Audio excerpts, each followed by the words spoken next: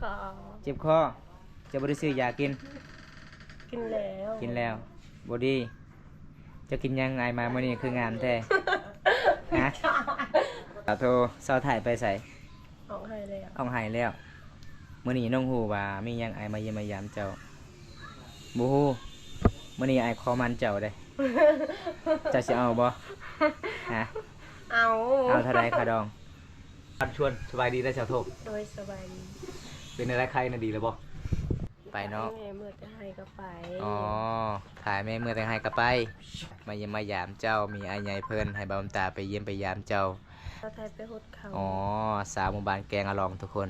อันนี้มันเงินผู้ใหญ่ใจดีฝากมานำอายเด้อให้น้องซื้อเกลือซื้อปุ๋ยนัว น้องฮู้บ่อายใหญ่เพิ่นบ่เจออยู่บ่ตอนบุญสูงเหือเจออยู่บ่เป็นจังได๋อายใหญ่เพิ่นหล่อบ่ใจดีบ่ใจดีเนาะอายใหญ่เพิ่นก็ซื้อของกินก็หลายครั้งแรกเลยได้อายใหญ่เพิ่นมาเมืองนองได้ ดีใจหลายมาสะพานบุญให้ผู้ใหญ่ใจดีจากฝั่งไทยที่เชื่อมั่นและมั่นใจบ่ตากันคนนี้ให้ตอบแทนน้องๆเพราะว่าอันนี้มันเงินผู้ใหญ่ใจดีฝากมานำอายเด้อนี่ 1,000 บาทด้วยน้องเด้อทีมงานเฮาก็คือบ่าวดงสวรรค์เอาก็ขอบคุณหลายๆเด้ออายที่ขอบใจหลายๆเด้อผู้ใหญ่ใจดีจากทางไทยขอให้อายุดีมีแฮงขอให้ร่ำให้รวยเป็นยังไงดีใจแฮงบ่ดีใจได้เงินนี่แหละอยากซื้อหยังน้องซื้อแป้งนัวแล้วก็ซื้อเกลือน้องให้อีหลีบ่ให้คันน้องให้อีหลีอายเอาอีหลีได้เอาอีหลีบ่น้องแม่นอีหลีบ่ป้าทุกคนเลยเห็นบ่คนก็งามใจก็ดีหาเมียแบบนี้หาแฟนแบบนี้บ่มีแล้วเด้อทุกคนเลยสุดยอดเลยพี่น้องน้องให้ไทยบ่ให้แท้ข้อยละคิดว่าเจ้าให้เงินนี่ให้ซื้อยาให้บ่แม่นให้ค่อยใส่น้ำมันรถแม่น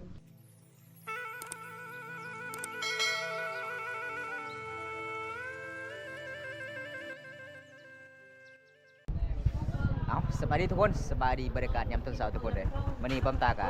สิเดินทางพี่น้องเลยหลังจากที่ป้อมตาไปทอนเงินไปสะพานบุญให้ผู้ใหญ่ใจดีจากพังไทยพี่น้องไปช่วยน้องๆหลายคนในเขตชนบทที่ยากจนพี่น้องก็เลยอันใหญ่เพิ่นกะมาสะพายมื้อนี้ป้อมตามาสะพานบุญให้พี่น้องถึงมื้อนี้กะเดินทางกะไกลทุกคนเลยขึ้นหมู่บ้านสิบุพี่น้องไปหาหลายๆสาวเขตชนบทที่อันใหญ่เพิ่นนี่คิดป้อมตาเพราะว่าน้องๆกะบ่มีเงินอยากซื้อข้าวซื้อเกลือพี่นัวพี่น้องก็เลยมื้อนี้ป้อมตากะสิจัดให้ตามคำขอบ FC หลายๆคนทุกคนไปจะได้กะชมกันพี่น้องระยะการเดินทางเมืองน้องเทศบาลเมืองน้องเฮาครับคือแบบนี้แหละทุกคนเลยส่วนไล่ก็จะเป็นเราเทิงหลายเลยทุกคนชุดเผาตะโอยส่วนไล่เลยชุดพี่น้องใส่น้ำก่อนเติมน้ำมันก่อนเนาะเอาเติมน้ำมันก่อนบัดนี้สัก3,000เข้าลง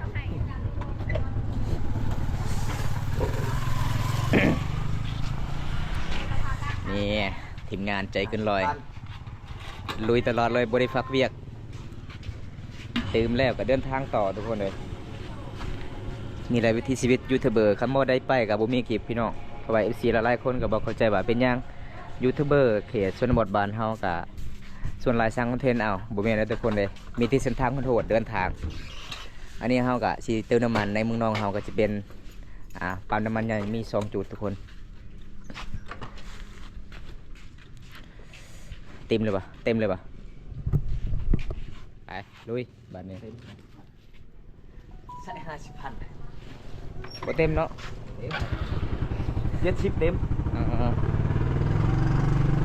มื้อนี้ใครทุกคนได้ฝนฟ้าอากาศมันก็แจ่มใสพี่น้องปกติกับมืดครึ้มเลยทุกคนเพราะว่าช่วงนี้ก็ใกล้สิฮอดหน้าหนาวก็เลยฝนตกค่ำประมาณ 7-8 มื้อเลยทุกคนบรรยากาศเดินทางก็คือตีนภูเขาทางโน้นพี่น้องเลยก็คือหมู่บ้านซะเบิ่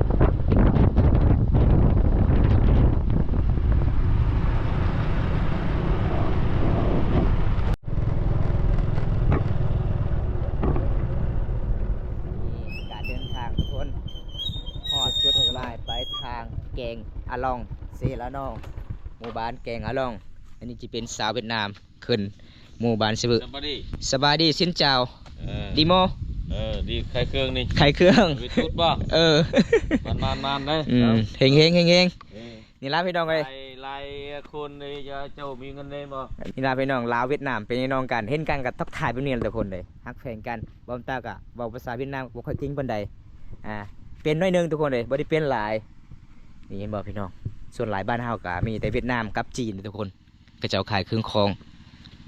เฮือจักกำลังสิมาทุกคนเลยเดี๋ยวบำตากะสิอัปเดตให้ FC ได้รับชมระยะการเดินทางมื้อนี้บำตาไปหาสาวไทยสาวโทเพราะว่าบำตากะไปสะพานบุญแน่แล้วก็ไปหาสาวแว่นสาวทิสาวแมวมีอาใหญ่เพิ่นฝากเงินให้น้องๆซื้อข้าวซื้อเกลือซื้อปึงนัวอาใหญ่เพิ่นจากพังไทยทุกคนเลยเพราะว่าอาใหญ่เพิ่นกับบุมีคือกันแต่อาใหญ่เพิ่นมาทำบุญพี่น้องเลยเห็นในเขตชนวันเฮาทุกยากสาวลาวหลายๆคนเพราะว่าอาใหญ่เพิ่นก็เคยผ่านทุกข์มาแล้วก็เลยเป็นน่าสงสารสาวลาวที่บ้านเฮาทุกคนเลยเพื่อสิฮอดการเดินทางมื้อนี้ก็คือต้องมีเรือบักเลยครับบ่มีเรือบักก็เฮาไปบ่ฮอดจนบ่ถึงหมู่บ้านที่เฮาการเดินทางมื้อนี้ทุกคนนี่เพราะว่าช่วงนี้ก็จะเป็นน้ำใหญ่บ่พี่น้องน้ำก็เลยมันก็ขึ้นนิดนึงเสียละน้องคันน้ำลงน้ำลงเดือนนี้ก็คือเขาเจ้าก็สิเริ่มเฮ็ดทุกคนสะพานไม้ไล่อีกยังปีนี้เขาเจ้าก็สิสร้างสะพานไม้ไล่ปีหน้าก็สิบ่มีแล้วพี่น้องสะพานไม้ไล่ทุกคนเลย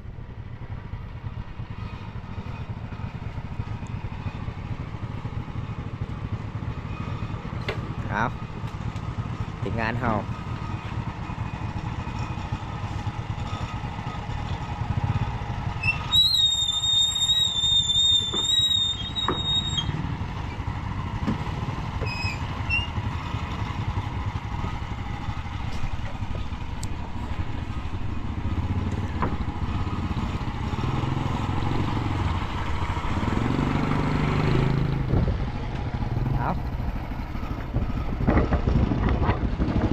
ร้อยทุกคนวันนี้ก็ขี่เรือเลยทุกคนเลยจะถามไปพุ่นพี่น้องไปเมืองหน้าหมู่บ้านแกงอะลองหรือว่าขึ้นไปบ้านซื้อเลยทุกคนเลยมื้อนี้วัดเบอร์เลยทุกคนเลยวัดเขาวัดน้ำพี่น้องเลย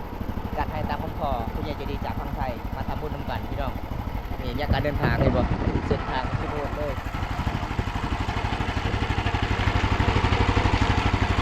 แต่บ่มีเรือบักสาวหมู่บ้านแกงอะลองก็คือเฮาไปบ่ได้เลยทุกคน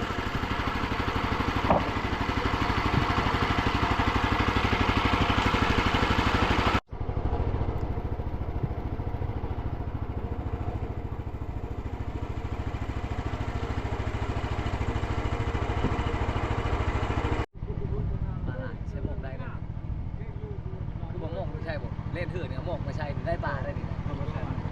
เจ้านะให้เจ้าใช่คนวันคนเขาไม่ใช่แค่ให้เจ้าใช่อยากปลาบ่อยากติเมีย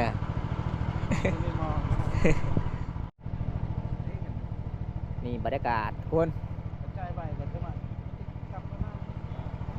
บรรยากาศ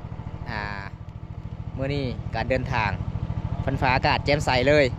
สุดยอดคนกับเสาตก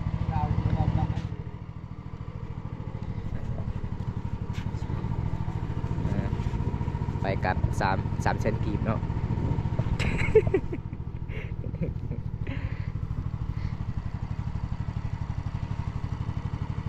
เต็มทงเนาะ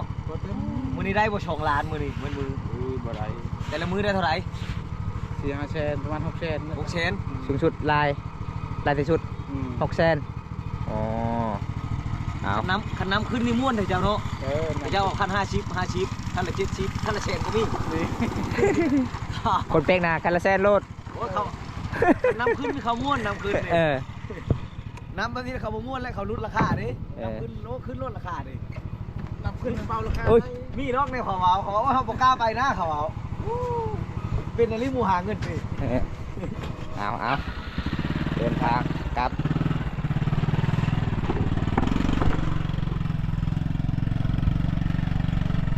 โอ้เส้นทางก็สุดโดดทุกคนเลยเกินพอถึงที่สอบได้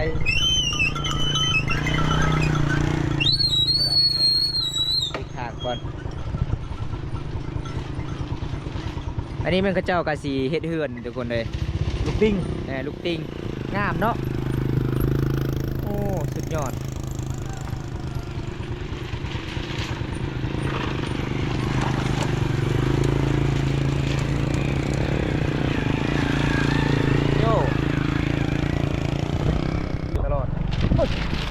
อะไรโอ้เปิดลงโดนเลยตาย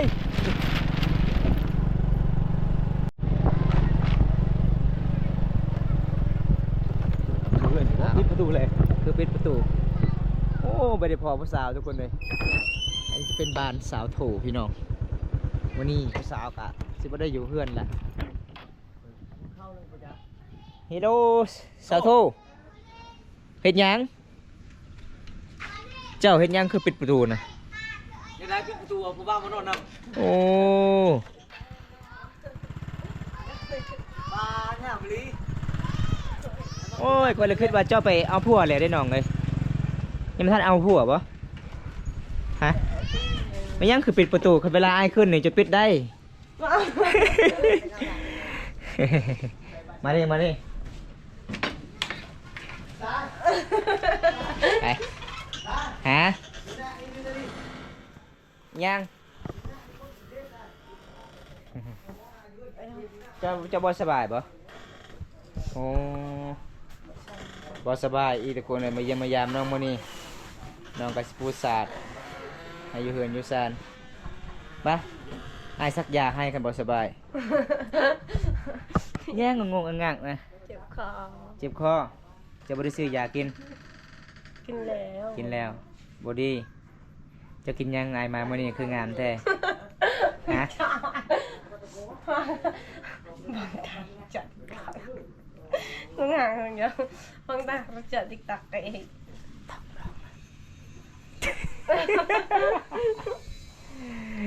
สาวโทสาวถ่ายไปใส่ ออกให้เลยอ่ะ เอาหายแล้วมื้อนี้น้องฮู้ว่ามีหยังอายมาเยี่ยมมายามเจ้าบ่ฮู้มื้อนี้อายขอมันเจ้าได้ เจ้าสิเอาบ่ฮะ เอา เอาเท่าใดค่าดอง เอาเท่าใดคันบ่มีคนคุย อิหยังสาวโทก็ยิ้มตลอดเลยฮะเจ้าสิเอาเท่าใดค่าดองเจ้าน่ะไอ้ถาม ก็ได้ก็ได้ เท่าใดก็ได้แค่มีใจกับพ่อ มื้อนี้มาเยี่ยมมายามสาวโทอยู่เฮือนอยู่ศาลทุกคนเด้คือว่าบ่ได้พอน้องสาวโทมื้อนี้ก็น้องบ่สบายก็เลยปิดประตูเนาะอ๋อ ไม่ให้อยู่เหอะอยู่เฮือน ให้อยู่เฮือนอีแม่ไปฮู้ข้าวให้บ่อ๋อเจ้าบ่สบายอยู่เฮือนนั่งถ่ายอยู่เฮือนเผาเฮือนเฮ็ดเวียกเฮ็ดงานอยู่เฮือนมามื้อนี้มันมีเครื่องขายเนาะ บ่เว้นคนมากระสัก2-3 มื้อแล้ว มาซักเครื่องคือตากชุดนี้ฝนตกหักกระเซามื้อนี้ บ่ตัก2-3 มื้อแล้วแต่ยังบ่ อ๋อยังทันได้แห้ง บันชวนสบายดีได้ชาวโท โดยสบายดี เป็นอะไรใครน่ะดีแล้วบ่ เนื่องเจ็บคอ ยังเจ็บคอแต่ว่ามื้อนี้ปากเจ้าแดงงามไอ้เบิ่งน่ะ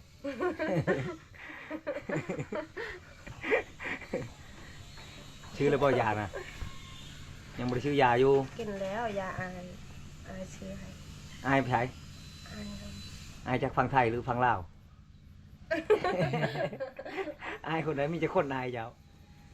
คอยถามว่าเจ้าบ่มีอาย มี อายเจ้าเอาเมียแล้วไปเฮือนเมียแล้ว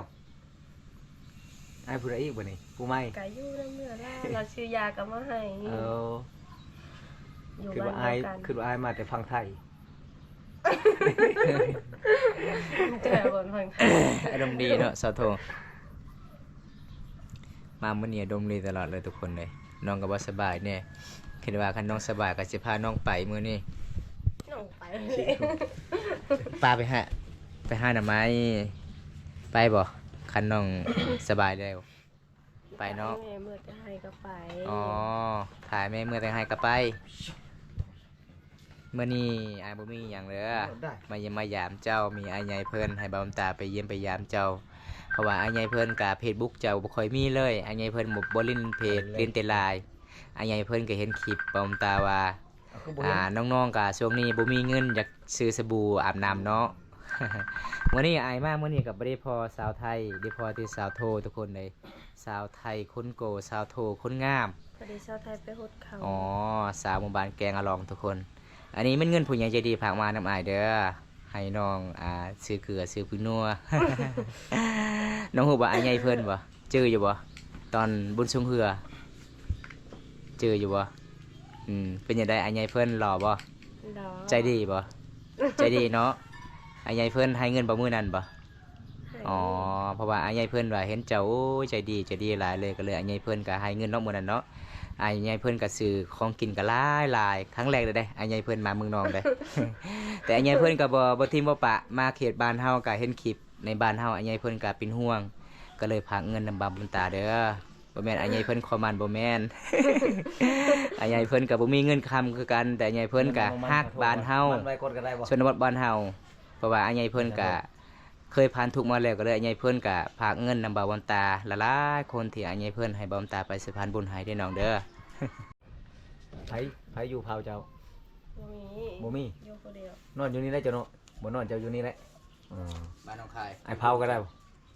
ไอ้นางเผาก็ได้บ่ ได้ ยันมีผู้เอาเข้ายันมีผู้เอาเข้าน้ำมันจะกิน นั่งอยู่นี่เอาสวัสดีเด้อสวัสดีพี่ทีนึงเด้ สบายดี โดย สบายดีเด้อสบายดีพี่น้องสบายดีพี่น้องเฮา FC เก่า FC ใหม่หลายๆคนที่เข้ามาติดตามรับชมมื้อนี้บ่าวตากะสบายดี2เทื่อทุกคนเด้มื้อนี้ก็มาเยี่ยมมายามหมู่บ้านสาวบ้านแกงอะลองก็คือได้พอสาวโทกับบ่าวดงสวรรค์พี่น้องเอ้ยบ่ได้พอสาวไทยมื้อนี้บ่าวตากะดีใจหลายมาสะพานบุญให้พ่อใหญ่ใจดีจากฝั่งไทยที่เชื่อมั่นและมั่นใจบ่าวตากันคนนี้ให้ตอบแทนน้องๆเพราะว่าอันใหญ่เพิ่นก็เห็นคลิปบ่าวตาในน้องเฮือนสานบ้าน2น้องๆก็บ่มีหยังเลยทุกคนเลยเพราะว่าอันนี้มันเงินผู้ใหญ่ใจดีฝากมานำอายเด้อ นี่ 1,000 บาทด้วยน้องเด้อเอา ดีใจบ่ ดีใจ ดีใจเนาะน้องดีใจหลายทุกคนเลย แล้วก็อันนี้แม่นเงินที่ผู้ใหญ่ใจดี หลาย ฝากมา คือโชคดี ให้บ่าวตาทำบุญสะพานให้ จะทำดีกว่าคืน ทีมงานเฮาก็คือบ่าวดงสวรรค์เอา ก็ขอบคุณหลาย ๆ เด้ออ้ายที่มาให้เงินให้คอยเงินบ่ฮู้ว่าเพิ่นซื้อจังใดเนาะแล้วบ่าบนตาเนาะ เอา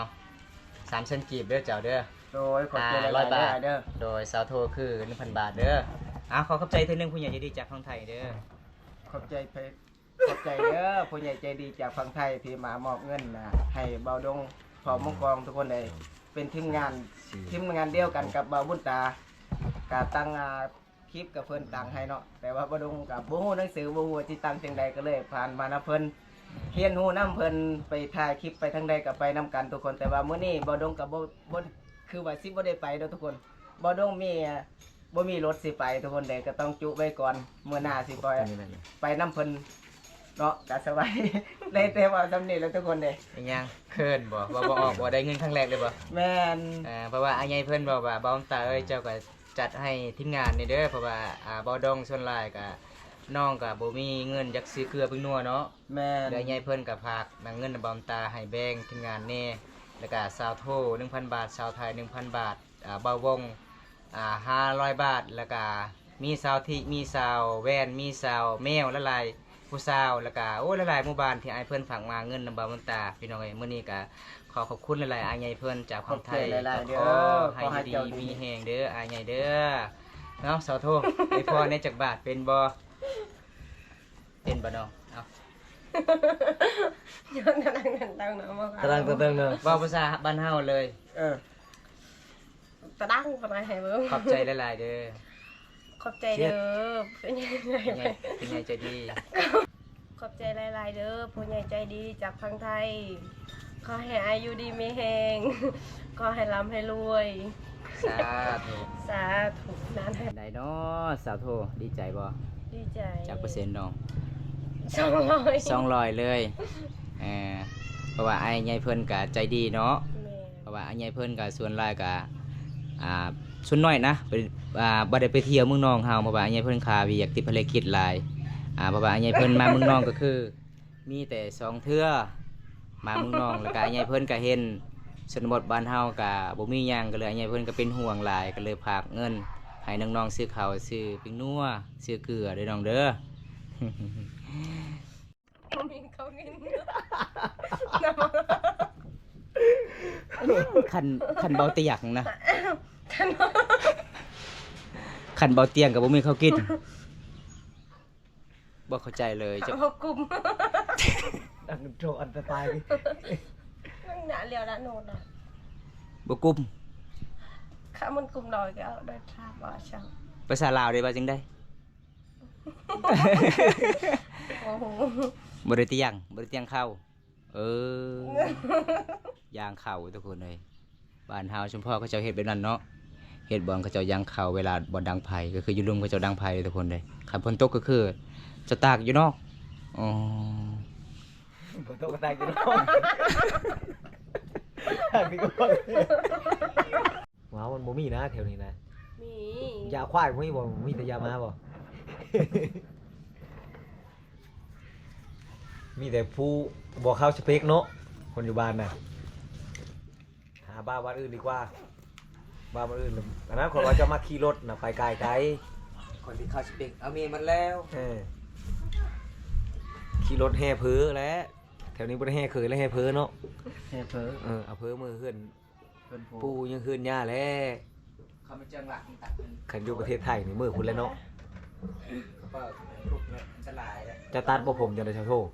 มาบ่ได้ขึ้นยังยาวอยู่จะเกียนเขาอีกแม่นจะตัดขายบ่ บ่ เขาชื่อได้ผมเนาะเขาเห็นเวียดมาชื่อได้ แต่ว่าผมคอยมาตมา คือบ่ตัดขายผมอย่าตัดมันตัดล้วนเลย เบอร์ห้องน้ำไม่เกี่ยวกับทาง อาจจะเทนะไปนั่นแม่น่ะรถน่ะไป อดแล้วได้แล้ว อดได้โอ้เล่นโอ้โห ปลูก นี่แหละตั้งแต่ ยอกคนบ่ได้เลยเนาะ ตาชากระดักมาเกยอันป่าบางทีอดรางแบบปลูก น่า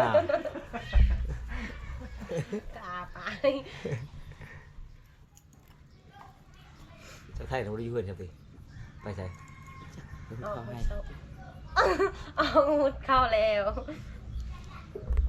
คนลายได้ออกให้นะ เอาสาวโทมื้อนี้มันมีหยังหลายเด้อมาเยี่ยมมายามเจ้าเด้อน้องเด้อเพราะว่าบอมตากะจัดให้ตามคำขอผู้ใหญ่ใจดีจากทางไทย